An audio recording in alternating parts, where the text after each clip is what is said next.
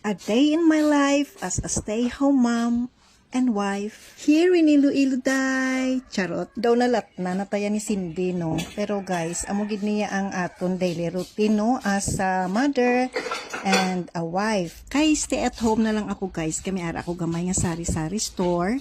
Pero syempre agam ako na kabutaw kag maghimos sang palamahawon sang akon bata kag bana anti sila bala maglakat sa ila kanya-kanya nga mga destinasyon. So ara guys, after nila maghalin amo nang aton nga hilimoson gidayon sang mga ginikanan ang mga kinanaan nila kag ang mga hulugasan. Pero okay lang na basta importante ga enjoy kita kung anong ginahimo ta di bala guys. Pero ako dira do may himuon ako dira nga ipang-arrange ko dira sa akon nga shelf. Pero guys, anti sina bala guys, mangapit anay. Pero kay titapos na ko da pangapi na amo naging pang-arrange ko.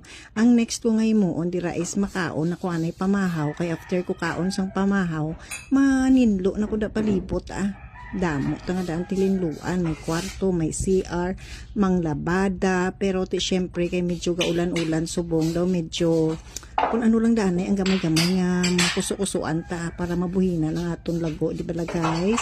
So kamo siguro amo man ang inyo subong nga ginahimo as a mother nga ara lang